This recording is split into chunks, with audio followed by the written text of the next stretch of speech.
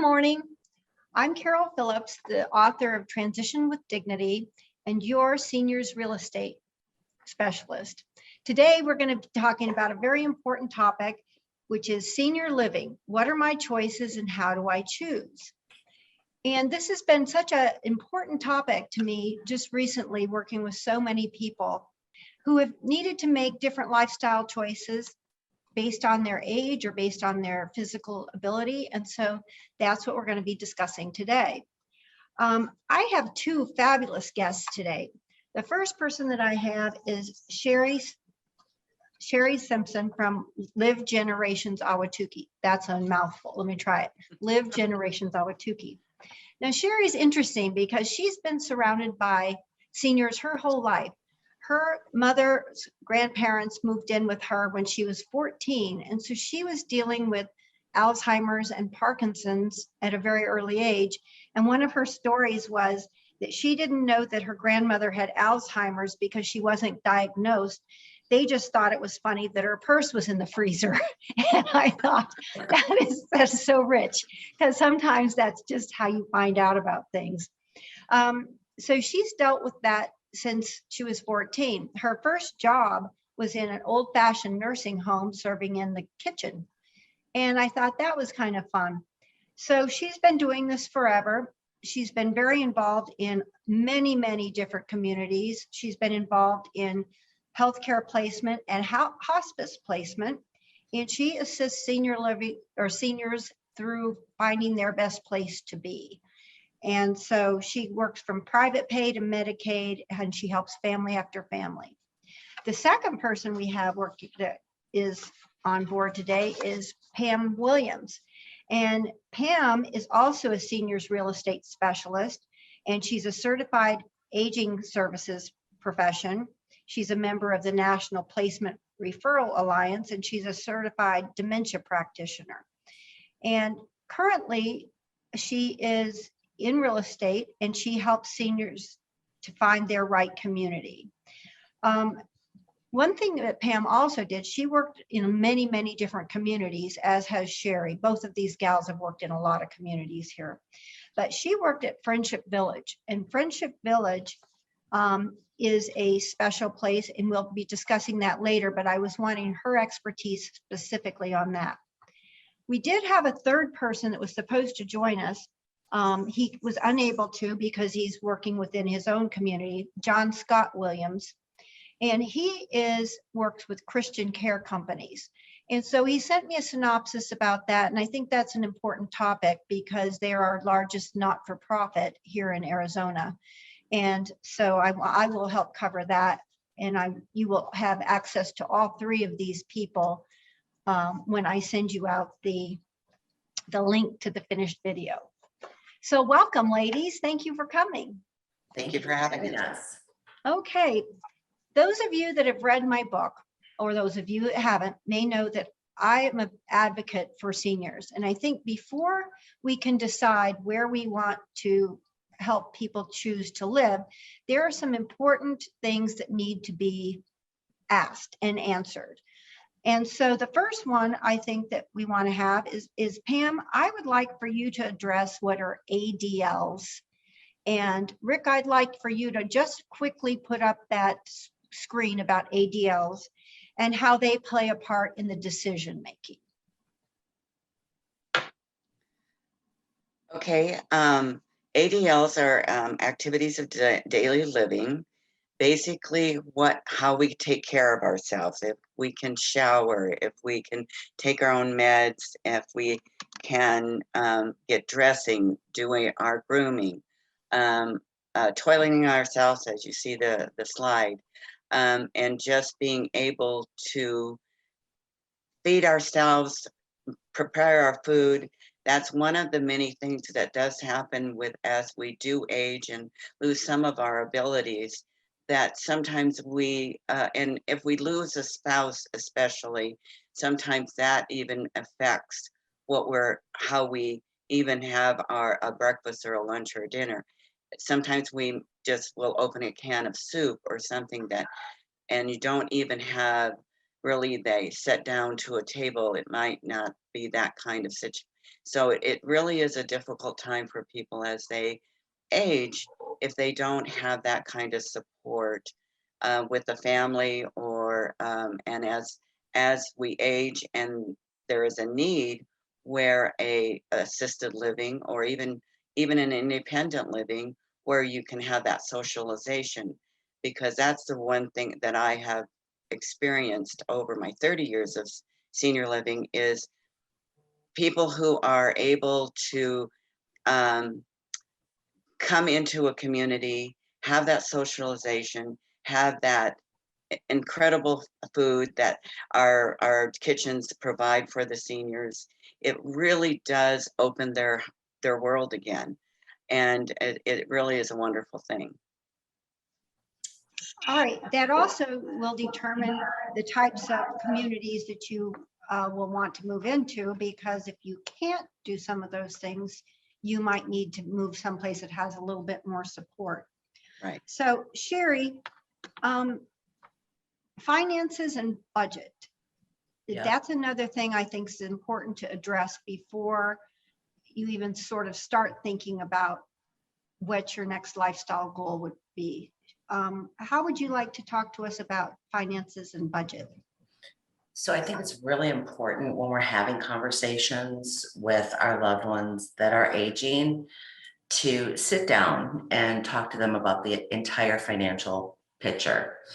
Some of the things that I use with families is take the entire financial portfolio, divide it by however many years, 10 years maybe, and take that monthly amount, and that's what you would spend on senior living, whether it be in a community or a residential care home.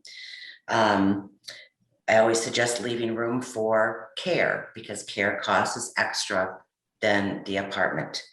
There's also the aid and attendance benefit. There is, for people with lower financial pictures, there is Arizona Long-Term Care, which is short for ALTEC. It's our Medicaid program in Arizona, and there is communities that accept ALTEC. Strongly suggest talking to people my age to get long-term care insurance. It definitely helps as we age for the next generation.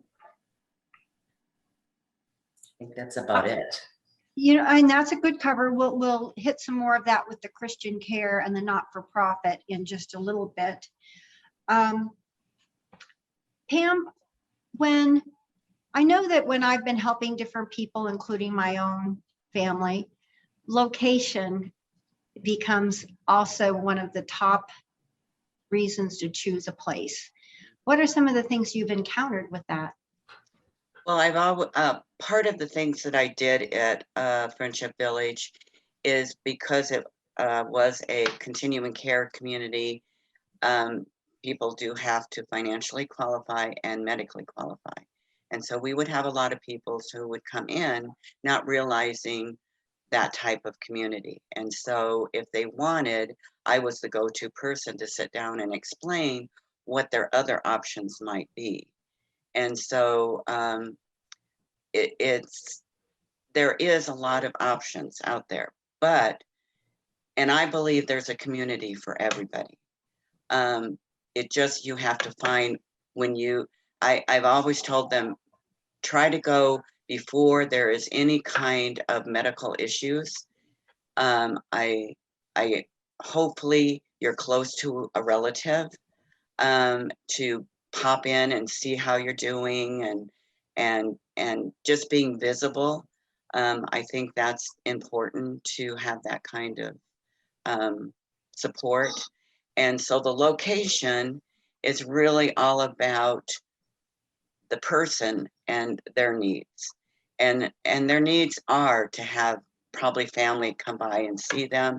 And of course, in Arizona, many people come here and do 55 plus because of our weather. And then as they get into their 80s and 90s, sometimes they need more of that support from the family and other decisions that have to be made. So you find out when they hit So you find out when they hit the 80s and 90s that they return back to Wisconsin or Minnesota or Illinois to be closer to their children that don't want to live in Arizona. Exactly, exactly. Now, I have had experience where older children did decide to come to Arizona and retire a little bit. So it's really, there's so many different dynamics that people need to consider and talk about and have the conversation of what is our plan. And we don't want to make a plan when we're in a crisis. Where that's where I've seen so many times, that's when the decision's being made. Then something happened medically, they can't go home, and have never stepped a foot in all of the wonderful communities that are available around the United States, but especially here in Arizona is what I know about. I've also had people experience that they don't want to go back to Illinois or Colorado or where it's cold. They want to choose a community that's close to their church, or their group, their pinnacle group, their friends. And so they're kind of going to keep their friends on for their touch points. And I don't know if that's going to last forever. You know, it can be, that's good for as long as there's two of them, but it's not once there's one of them. But Sheri, have you experienced anything different with location?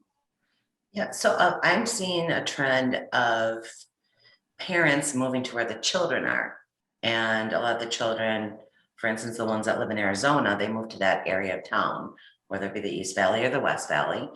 And so for me, I think it's important to think about, as that parent ages, there's going to be times that you're going to go see them more frequently because of an incident that happened, or they fell and they need to get there quickly. So driving across town it's not a, I don't know how to say it. It's just not a convenient thing. So location really is important, I feel.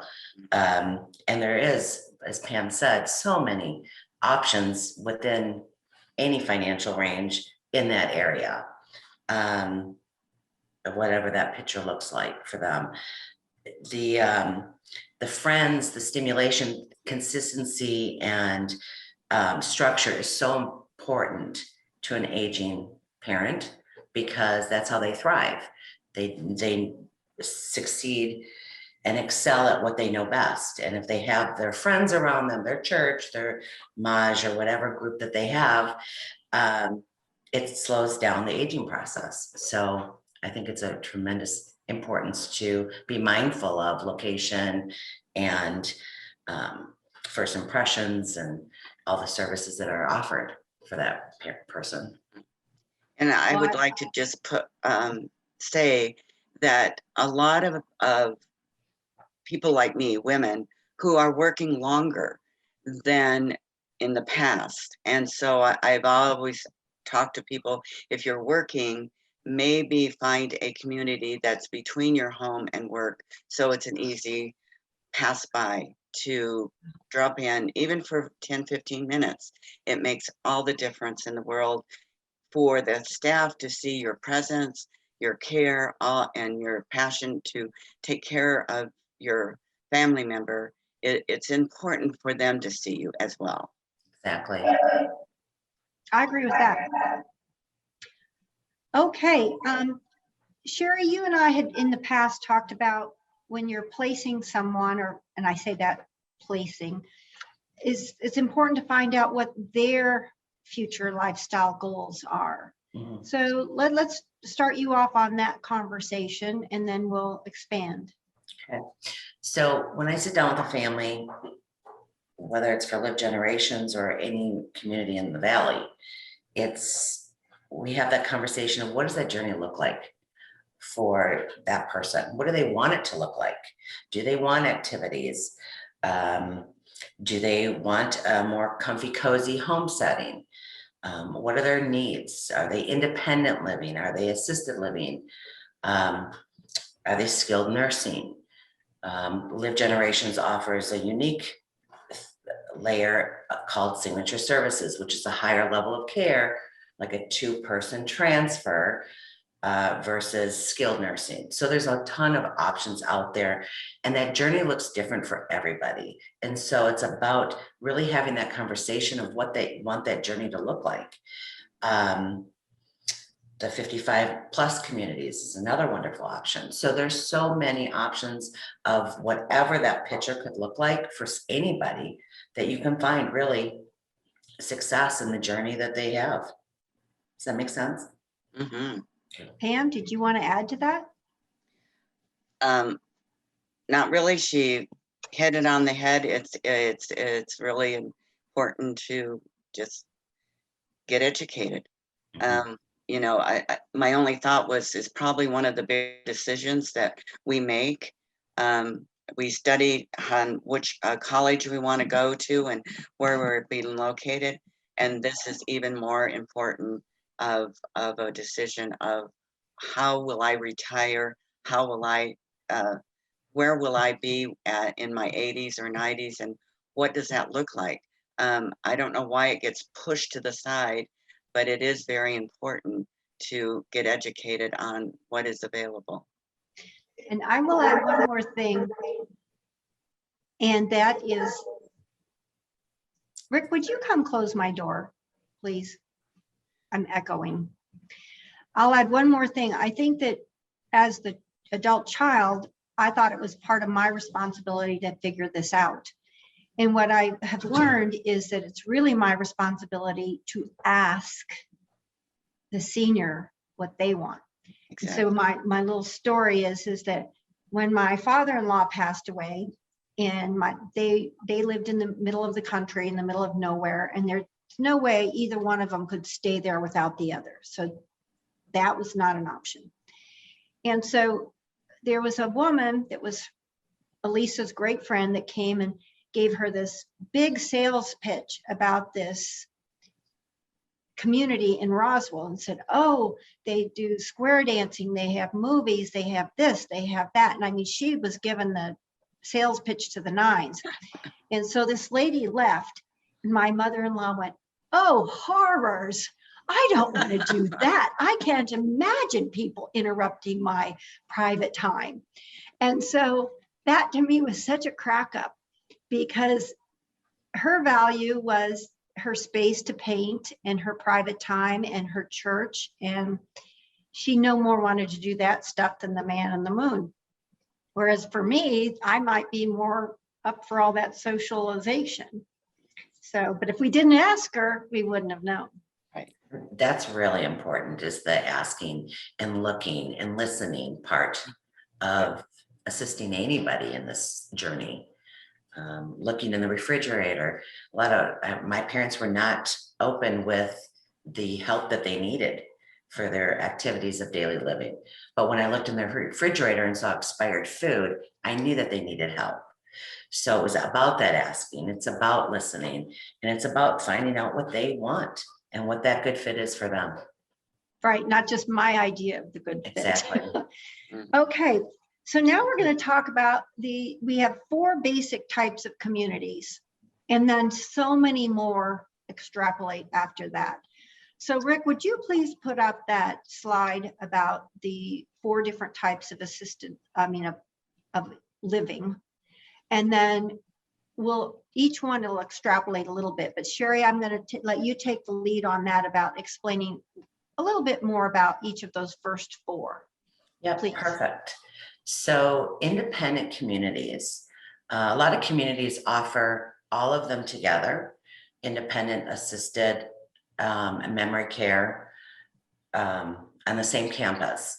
Some communities are just completely independent, standalone, and some are just memory care, independent, standalone.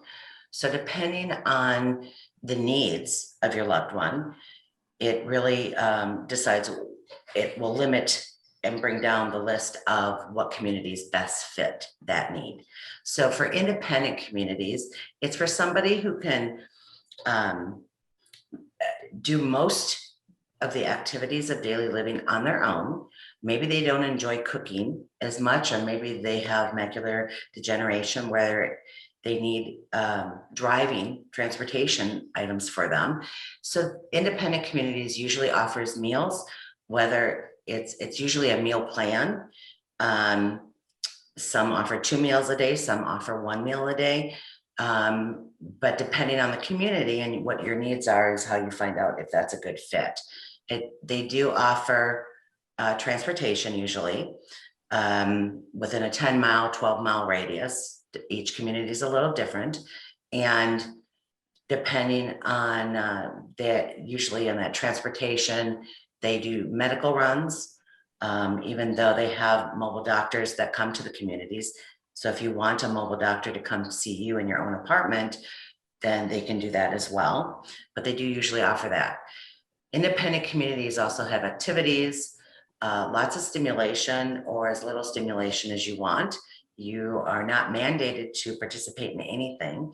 But again, stimulation and being around others is a fabulous attribute to life, to engaging in life.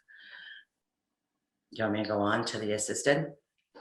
Pam, did you want to add anything about the independent communities? She covered very well the independent. They're the same but different in an atmosphere, and that's why it's so important to visit several different communities just to get the feel of how their community presents themselves. And I'll put in that 55 plus are still considered an independent community. And there you better be pretty self-sufficient. Right. It's more like the living, you got tennis and yoga and all this sort of jazz, and you're in your own house. Right. Versus an independent community that for continuing care, it's usually an apartment within a larger community. So, okay, go ahead and talk about assisted living. I just want to add one more thing to independent. So 55 and plus usually doesn't offer meals. It's very stimulating, but it doesn't offer the meals, or some of them do offer transportation. There is casitas that are considered independent living. Again, they don't offer meals, but they usually have, weekly housekeeping, that type of thing. So it really depends on what that looks like, what that future for that loved one looks like.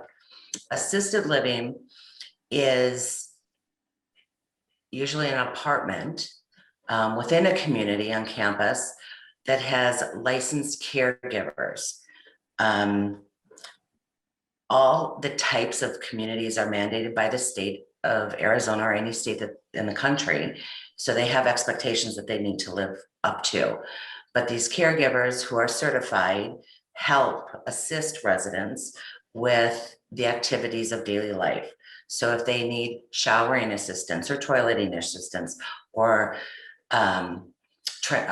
transferring assistance, they can do all of those activities to help that individual get their activities of daily life needed. If they need toileting every 2 hours, they're there to do that.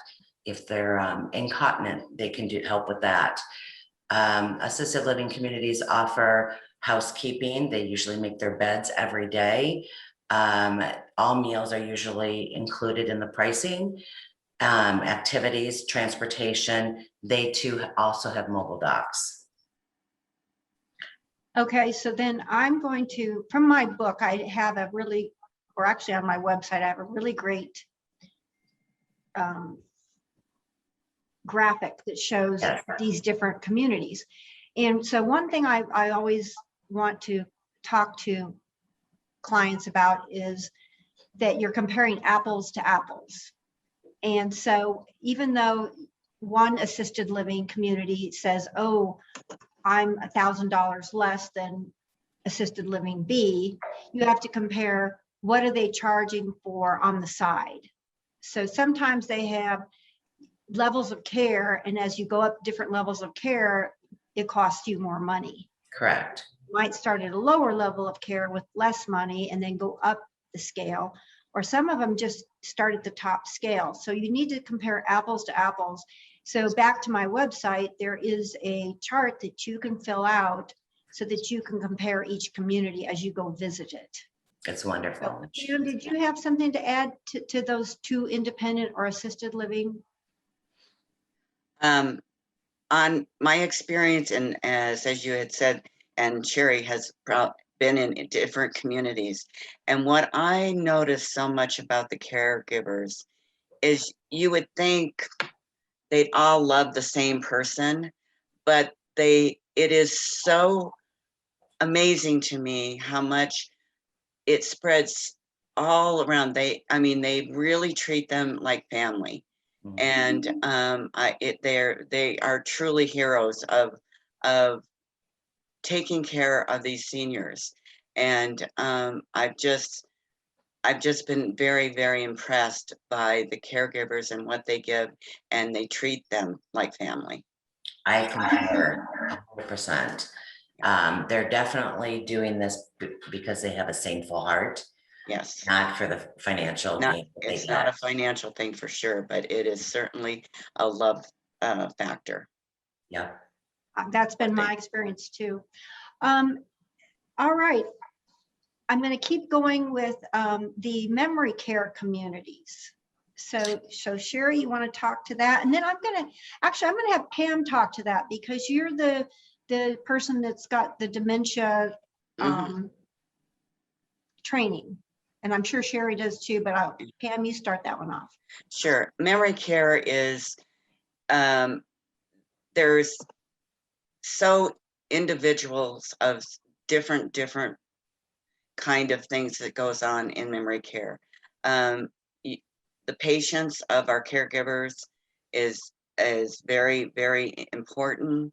The activity to have them interacting and not being in their room, but really being involved in different activities with exercise, with music.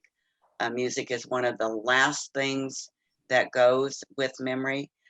So you can usually always connect with people depending on, and always taking an inventory from the family of what that individual, their music, what they loved, what was their background, were they a teacher?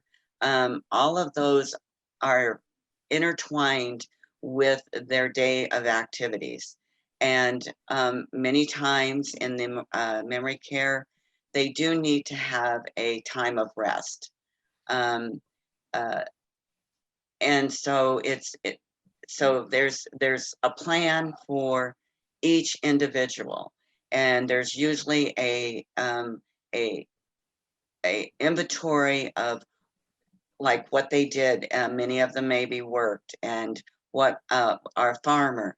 I had a gentleman when I was as an activity director. Um, he was a businessman, and he was in our memory care. And so I went, and he just kind of was lost. He just didn't kind of fit. So I went to Goodwill. I got a briefcase. I filled it with files. I found a little space for him to have a desk, and that was his daily activity, where he would go to the nurses or the caregivers and saying, with paperwork. And um, it really is a satisfying place to work. Not everybody, that's not for everybody, because when I hired people, um, when I had them walk through a memory care, I could tell pretty quickly if this was something that they would be able to do daily. And but it's really finding their spot and their integrity.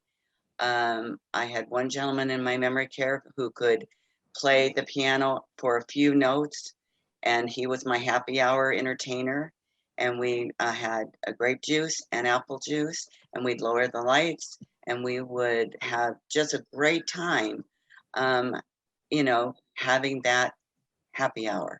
So it's creating all of the different things that they had through their life, but it's in a different pattern, in a different way.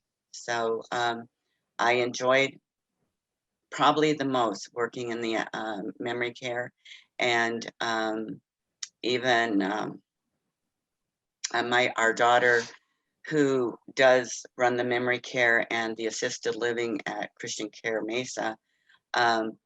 She found boys at age 14, so the community I was working with, they allowed junior volunteers, and I put her in memory care, and that's where she started at age 14. Cool. Sheri, do you have anything to add about memory care? The only thing I would like to add is, Pam, you said it perfect. If you picture an umbrella, that's the word dementia. There's Parkinson's, there's Alzheimer's, there's Lewy body. Underneath that are strings hanging off the umbrella, which They're all so different in how correct. they present. Correct, but they all can be in memory care. And Pam's right. The life story of that resident and cultivating their experiences and their life that they had prior to the progression of the disease and cultivating that into activities is tremendously important, because through that stimulation, it slows the disease down. It's a fact. When I was activities director as well, I would have he was a security guard in his life, and he was up all night. So he couldn't sleep during the day because that was just what he did, was security guard all night. So I had him do a mock interview, hired him as my security, and he would walk memory care and make sure everybody was safe. That gave him purpose and joy. So it's very, very important to really find that memory care community, because those are our most vulnerable adults, in the right community for them, and go visit them often. Okay, and now what about nursing communities? Sheri, why don't you take off on nursing communities? And then I guess I have a question with that up front. You know, when someone leaves a hospital and they've broken a leg or a hip and they need to be rehabbed, so but where does that fit in all of this too? So Carol, let's take that same synopsis where somebody falls, breaks their leg, has surgery, goes to rehab. From there, there is a discharge planner, and depending on their discharge of orders of what the doctor requires them to have, whether it be they can go back to their community, go back home, or they need a higher level of care where Signature Services that Live is a higher level of care. There are some places out there that have a bridge program with that higher level of care that can pay more attention to that resident while they're healing, maybe some home health and with OT, occupational therapy and physical therapy to have them heal faster and quicker. For nursing communities, skilled nursing is more for people who are really super duper ill. And maybe they have a PICC line because they're on dialysis or chemo, or they have a feeding tube.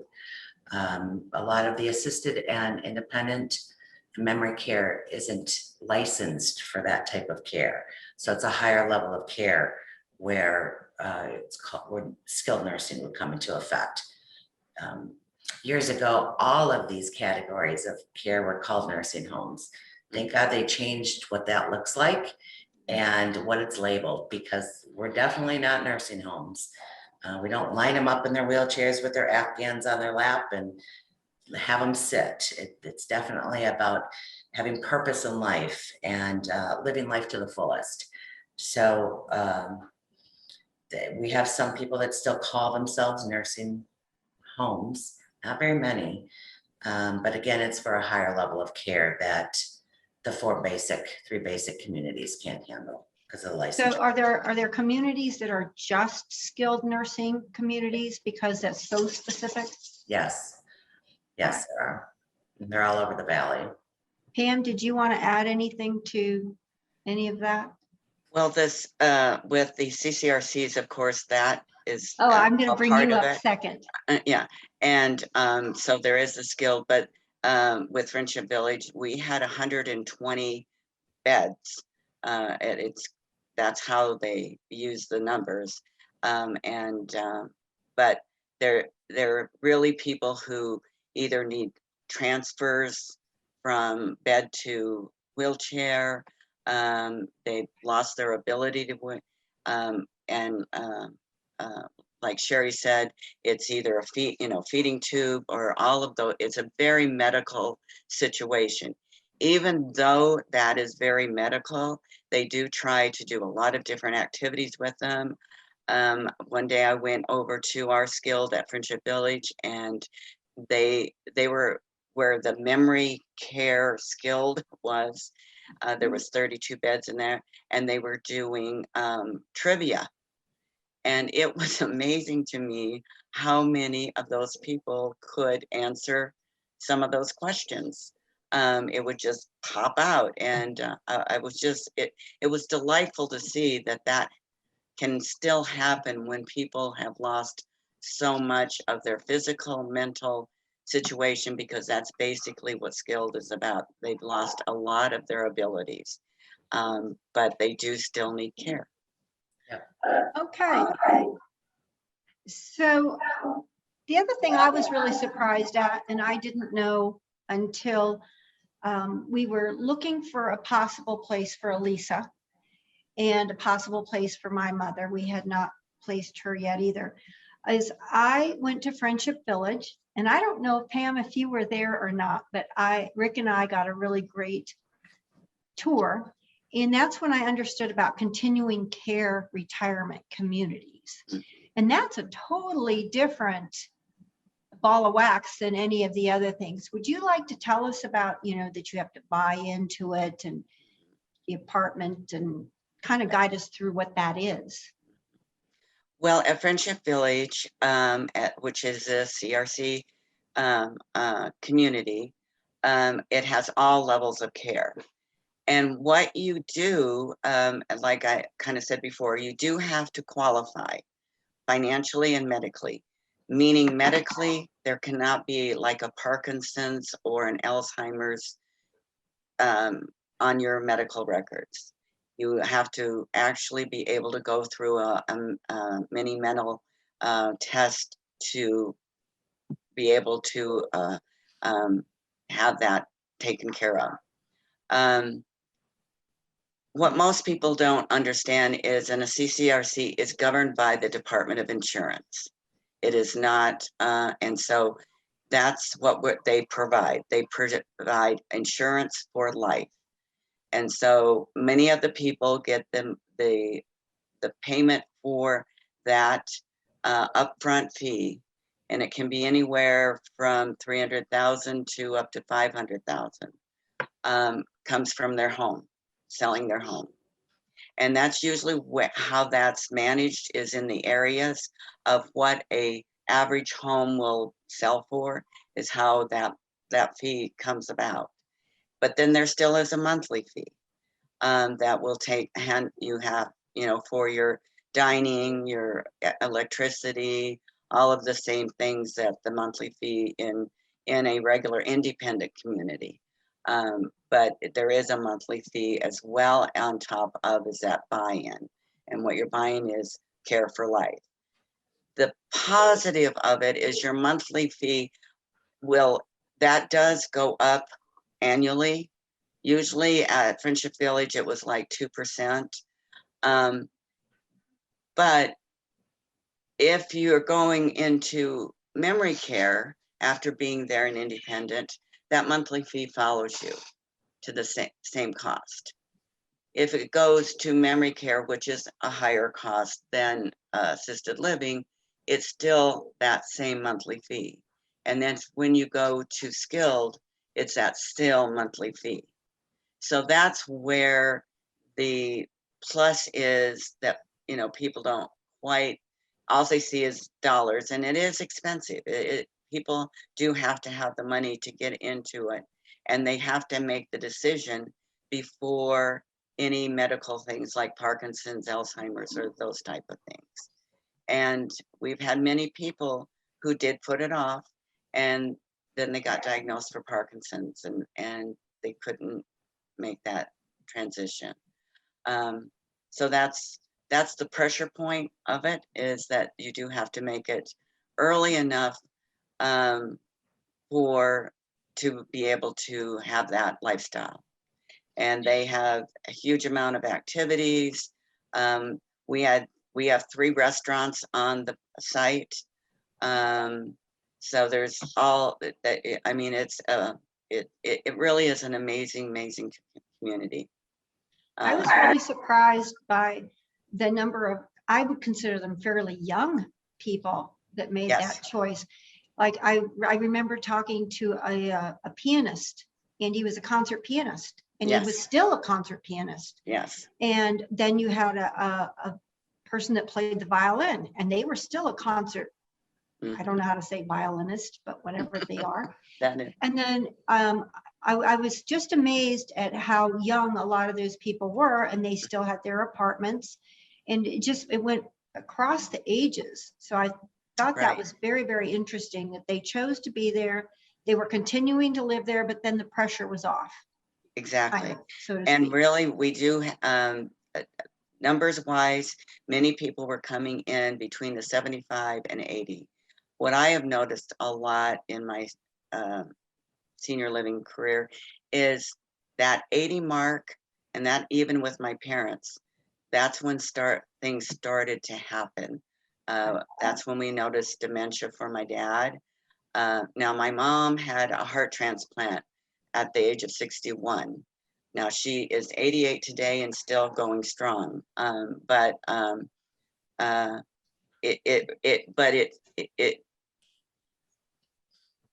it's better to kind of go in early than wait. If this is really what you want, it's better to make that decision. I would say in your 70s. I think the transition's easier, and you get Yes. to meet more friends and have a better Right. community. Oh, and they have so many different groups that you can join. And we had like 50 nurses that lived there. Many of them, because Banner Desert is right next door, knew our residents, and they were very impressed by how they were taken care of at Friendship Village, that they came. And one of them said that to her husband, I want to go see Friendship Village. I just want to see it. I want to take him.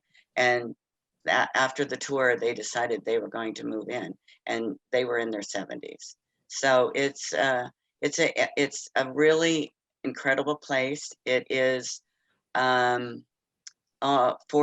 years old, but it has been kept up very well. It has totally been remodeled. That's where the restaurants were added.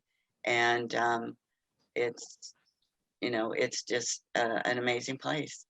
Well, we have a lot of amazing places. I mean, We we do, really do. absolutely.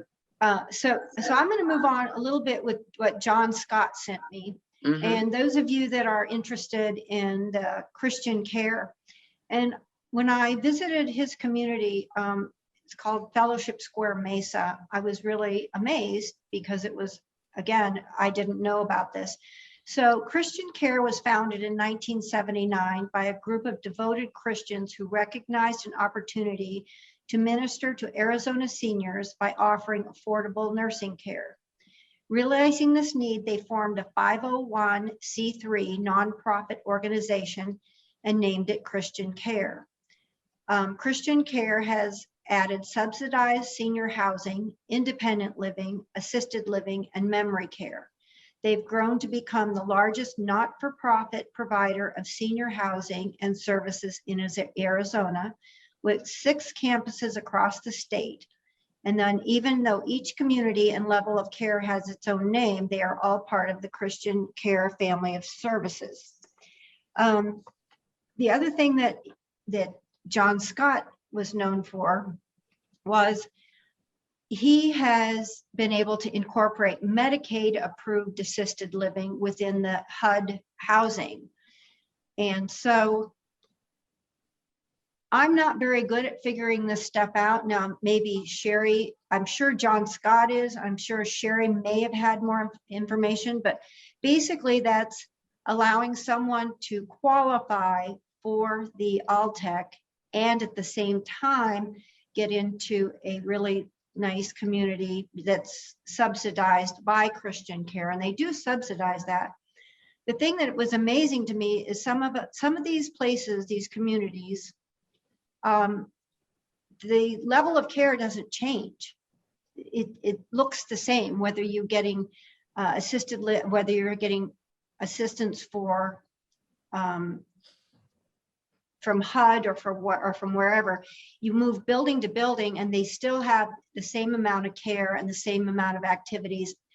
And I think that so now the other thing I know that is that some independent communities and assisted communities interspersed within them are rooms or apartments that are allowing subsidies. And so you don't have to feel ostracized or that odd because you don't have money when Right. you're in these different places. So Sheri, what would you like to talk to about that kind of a thing? So that's very true, Carol. Families come in different sizes, so do financial portfolios. For somebody who doesn't own a house or doesn't have the means to be in other communities, there is options, and that is a qualification that you can apply for through the Arizona Long-Term Care, which is our Arizona's Medicaid, different than Medicare, it's Medicaid, often referred to as Alltech, ALTEC, program. And some of these communities throughout the valley, there's quite a few of them that offer to accept Alltech. Usually there's a wait list because we do have a lot of people in the state of Arizona, all over the world, who doesn't have a great financial portfolio. So, but to get on that wait list is very beneficial. There is no different in treatment. There's no different in, nobody knows in the community who's on Alltech or who's private paying. It's everybody's treated equal. Everyone's care is the same. Activities are the same and that type of thing. So there is those all throughout the valley. Pam, you're married to John Scott. Give us a little bit of the John Scott story or what he would Well, say.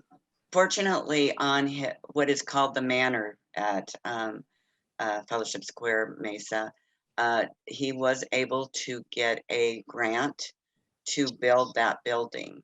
And so there's 40 apartments there, a few that are 2-bedroom, but mostly they're 1-bedroom. They have full kitchens, and they had to work at trying to make it not look too nice, but it is a beautiful place. They've decorated it nicely, and the residents there are just, there is unfortunately quite a wait list that happens, and when something, comes available, of course, but it's,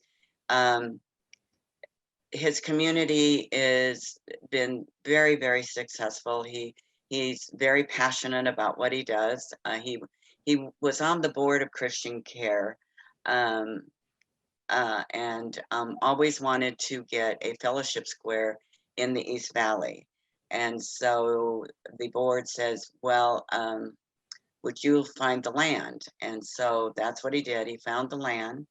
And once they found the land, that's when they asked if he would become the executive director. He had his own financial business, doing tax returns and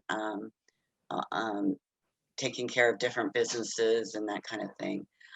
He has not regretted one bit that decision. And so he was there from the ground up, and he knows every single corner of that property.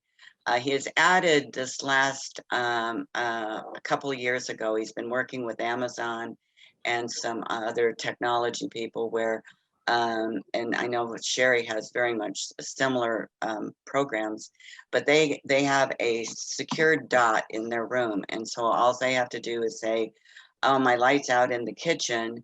That is an automatic maintenance request that goes from there. Or what's for lunch today, and it will tell you. Or I wanna watch Bonanza today. Especially people with Parkinson's and stuff, sometimes trying to do the change a channel on the TV might not always work for them. And so they've worked to try to make, as we are growing older, easier instead of more complicated. And so all of these technology things are happening all over in the senior living kind of thing. It's really it's a really great community. You do not have to be Christian to come there. He has more Catholics than any of them. He said if I had to wait for the Christian people, I'd be bacon. But anyway, it's they're a happy group, and I enjoy going out there on some of their events, and it's a good place to be. It's a wonderful place. I have referred many families there. Oh, thank you. I will let him know that, Sheri. Yeah, he owes me lunch. Well, and he's a big fan of Live Generation in general, of all your communities there. So, well, like you said at the beginning, there is a place for everyone. It's There just is. finding. that's right. So Yes. Sheri, one thing that when coming from the small community that I came from, if you were in a quote group home, that's where you went to die. That was kind of like the last resort of, and everybody's sick, and it was kind of a pathetic situation. And now I've invested in a lot of different things, and one of the things they've asked me to invest in, which I haven't yet, are these residential home care communities where you have smaller, 5 to 8 people. Well, they used to not be very nice. They're getting a very different reputation. So kind of tell us where it's gone. What's this look like now? It's true, Carol. So they're residential care homes all throughout the valley and many different price points. The licenses, I believe, originally started off with 5 beds in a home. I believe now the licensing has changed to at least 10 beds in a home. So, but they've come so far along the way. They are because of the pricing, they can't afford a lot of the activities. It's the ratio to resident to caregiver. It's not in an apartment, it's in a bedroom. So they're called rooms, is much higher. So they may have 2 to 3 caregivers for 5 residents, which is a wonderful option. The thing that has come along and is exciting to watch evolve is a lot of these residential care home owners are now getting into all the activities. They work with nutritionists and do farm to table foods. They do outings and during COVID, they had a different protocol. So it's a smaller, homier environment with tons of stimulation. There's some, like anything, if you're in it for the right reason, you're going to see the difference. You can walk into a residential care home and see if they're there for the right reason, or if they're just there to simply care for people, for those people who are on their way out to heaven. And you'll see the ones that bounce back, that are thriving and not just parked in front of a TV, but actually doing something. So it's really exciting to see how this is evolving. The other thing I thought was interesting goes back to price point. Some of these homes are some pretty spectacular homes. Oh, absolutely. I mean, they've got the whole fancy kitchen, and the bathrooms are state of the art, and they're beautiful. Right. And the average price for a residential care home with care included is between $4,000 maybe 5,000. You can even get it from 3 to 5,000, I would say. And that's with care included. So in a community where apartment may start at 3,000 and then a care level might be $825 additional. It depends on the financial portfolio. Again, it's all about talking and opening up and really seeing what the entire picture looks like and what the journey for that family member wants. Okay, so then for both of you, I wanted to ask you, what are some of the common misconceptions that the family comes when they first come to you? What's a common misconception that they have about different things in the communities? Well, I think a lot of them just don't have any idea of what we're all about. I There's been just so many times. I think there's people getting more educated now, but for a long time, people were just. I don't know if they just don't think it's ever going to happen that my mom or dad is going to age and there's going to be issues. Um, and you know, my mother's family mostly are all farmers back in Michigan, and you could have grandma and grandpa out under the tree while they're doing their work and stuff, but it's not really available like that anymore, and you really have to. a- And like I said, a lot of the daughters are working longer and don't always have the time to be at their house all the time either. So you do have to educate yourself on what if, what if this happens? How are we going to handle this? And like in your book, talking, it really needs to be a family talk, having this conversation. It usually is one that's going to be in charge, but everybody kind of needs to gather and talk about what's happening to mom or dad and how are we going to do this and what's the best, path to go on. It's just it's a lot to happen when, I mean, I've had many people at my marketing desk who said, um, you know, my dad just died and my mom, she cannot be in her house. And I don't know, I mean, men who just are in tears, who do not know what what way to go. And that's where a lot of um, our Sheri and I counseling of trying to help those people through that process and how we can get to the point where it's going to be safe for mom or dad. So true. I think one of the biggest misconceptions I've been seeing is that retirement living isn't just for seniors. 65 and above, and are the families that I'm getting that are completely independent. They've sold their home. They can't purchase another home because it's too expensive, or they just want to have a maintenance-free, Hmm. no hard work, no pool, no landscaping, and they're moving into senior living. Right. And they are completely independent. They make friends so that picture's already there, and they're loving it. They still work. They come to work. They come back home and they go have dinner in the restaurant or the dining room. And so I see a lot more 65, 68-year-olds coming in. Hmm. I'm seeing that too. And so what about the idea, we kind of discussed, smaller communities aren't necessarily cheaper. They're not. They're not. It depends. So if standalone memory care is between 6 and 9,000, a residential care home is between 3 and 6,000.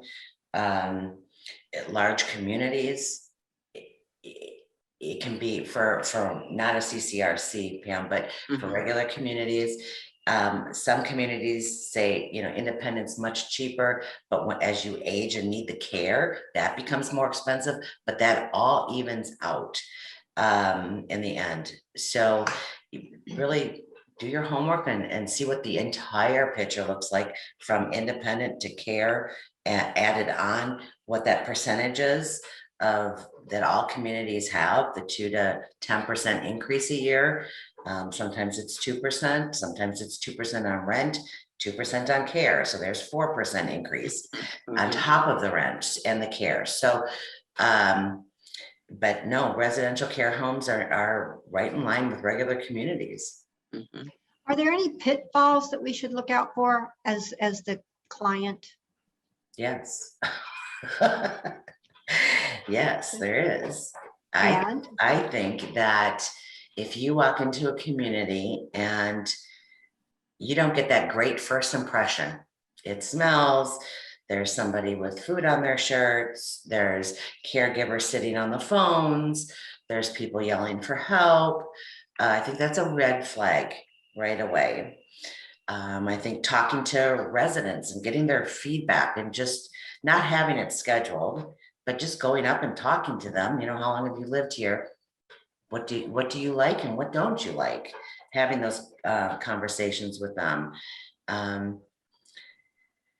Talking to other families who have lived there and just say, can I have a family to talk to and see what the care has been like? What's the response time? Is it 30 minutes that they're waiting for a caregiver after they push their button on their pendant? Or is there 3 minutes? That's a big red flag. Credentials. Everybody is, as Pam pointed on, is licensed by the state of which they live in, and there is credentials that they have to maintain yearly, and there's yearly audits. If a community has an additional accreditation, Live Generations has CARF, which is a higher accreditation than the state mandates. And basically their mission statement. If they live by their mission statement and you see that, that's a good thing. If they don't, then that's a red flag.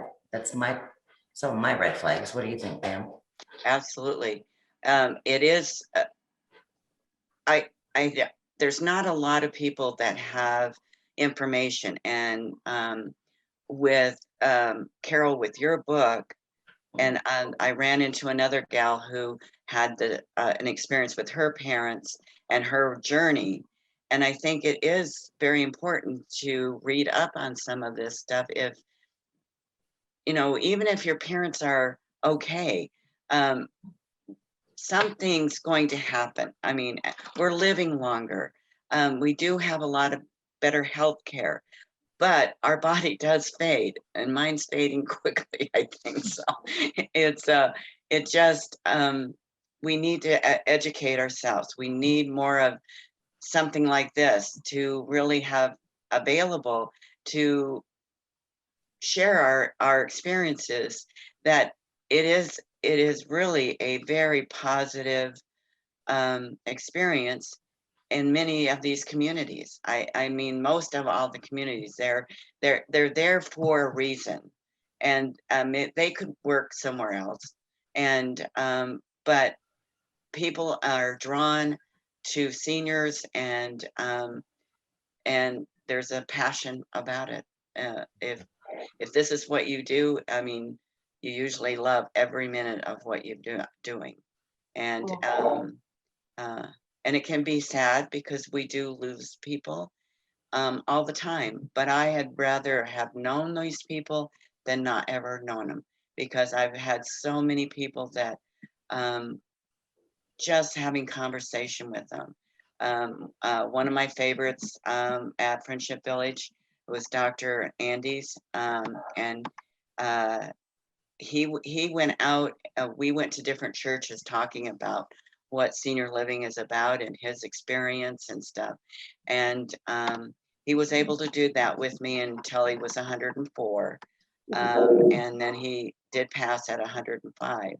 But he did, when he was, even after the 104, if I could bring people in our conference room, he would do his spiel on it. He came from California. He researched all the communities in the West, and he and his wife ended up at Friendship Village, Tempe. Hey, Dee, do you have any questions for these ladies? if you're still there. He's muted. I'm still here. Or Couldn't get she's- me unmuted here. Yeah, you were muted. Yeah, no, I had a couple of questions. Number one is, say you have someone and they come in and they're 75, 78, and they are in pretty good health and all this stuff. Then they have something where they're hospitalized for maybe a short period of time. How does the facility help? In other words, who determines whether or not, or how is, I guess, how is it determined whether or not they could go back into that facility? Do they hold a space for them? What happens on those, in that situation? Go ahead, Pam. Well, where I'll just use the Friendship Village. And we have a team of nurses and social workers, and so their apartment or their casita is out. It's still there. It's available. But if they need that higher level of care, then we have a conversation with the resident, their family. There is a meeting, and we sat in our conference room, and what is the best, and with the residents, so they're a part of that, and how it is they're going to be able to get their strength back, or is it the next level of care? And so when that happens, and sometimes we have to wait because sometimes there's not availability, but then we would bring care into wherever their home was. If it was an apartment or one of our garden homes, they can get care directly at that point. But it's easier, I think, probably because it's an easy transition in every level of care at Friendship Village. But it probably is very similar in your community, Sheri, that you have those things available for them. Yeah, and in all the other communities other than a CCC, we don't have a social worker, but we do have the director of nursing. And they speak with the nursing director over at the skilled nursing or the rehab center. And they get the whatever that resident needs. And then there is a care plan meeting. If there's a higher level of care needed, we make those adjustments. Yeah, the apartment is theirs. It's just as if they owned a house. It's theirs. If they snowbird, it's theirs. And come back for 6 months out of the year or 3 months out of the year. It's their home. So that's not in jeopardy ever, unless they give notice that they're moving out. But as far as the care plan meeting, if they need a higher level of care, that's always available in the communities, some way, somehow. Well, so it would be smart for a person to consider the multi-levels of care when they go in there rather than just the minimum, so that they have a place to go, right? Well, there are communities that are just independent, but for the most part, there is that continuing care throughout the communities with either memory care, assisted living, the independent, and then if there was a skilled situation, but really the percentage of people that have to go to skill are very low anymore. I mean, the communities now pretty much can medically take care of most every resident that on their first choice of where they want to live. Yep, Dee, these are great questions, by the way. One other thing, no one has talked about pets. Oh, No one talked about What? pets. Oh, pets. Oh, pets. I will. We accept pets. I think almost everyone allows pets Okay, anymore. but is that just dogs and cats, or do you have to worry about, your neighbor having a pet snake or something? How does that, is it defined? Usually I think it's cats and dogs. I know there's been some birds, but birds can be very messy. But like at Fellowship Square Mesa, there's people who have, started losing some of their abilities to walk. So the security walks their dogs, but there is a charge for that. But they get taken out 2 or 3 times a day, and then she can still have, or they can still have their dog. Yeah, there's They usually, have- the kitties have to stay inside. They can't go outside. there's usually a pet fee, but most, Oh, yes, most yes. animals are welcomed, depending on different sizes. Will depend with the executive director of that community, whether they allow that unless they have a standard size restriction. Mhm. But they're welcome. And usually it's one pet per apartment. Well- From what I've watched, it's like they don't want 2 cats or, 12 dogs or whatever. At Live, we have people with 3 animals, as Yes. long as they can care for It's them. getting more where there is, as long as they can take care of them. Yep. There's a lot of people like at Friendship Village, they had 2 dogs and our executive director always interviewed every pet on just seeing their temperament. But he loves all pets, so really there was no one ever denied. Pets are such an important part of life. Mhm. They love unconditionally. And so it's very welcomed in communities to bring your pets with.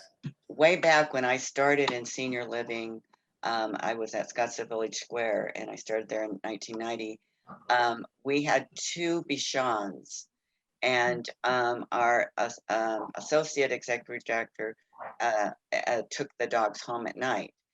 At that time, I was activities director in the Skilled. Those dogs, I had a lady who she did not want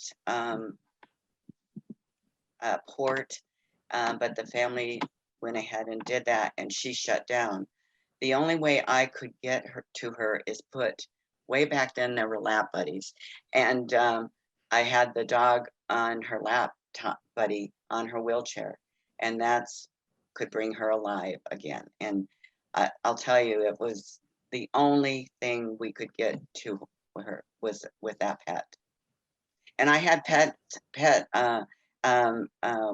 with the state, they bring all different kinds of pets in, and little pigs, and sometimes and Skilled, sometimes it was a little hard getting them back, but they just loved it. So I had somebody yesterday ask me if I take a duck. oh, a duck, that's interesting. I said no. Thank you Yeah, very that's a little much, hard to keep. Carol, that was great. I enjoyed the information and just meeting you, and thank you very much. Thank you, Dee. Dee, thanks for participating. And so with that, we've covered all the things we had to cover, and I wanted to thank Pam and Sheri. And then when you receive this video link, it will have information for each of them. And so you will learn about them and you'll be able to contact them directly. So everyone have just a terrific day and go forth and live in joy. Thanks, Thank Carol. you. Thank you so much, Carol. Good to Mhm. see you, Sheri.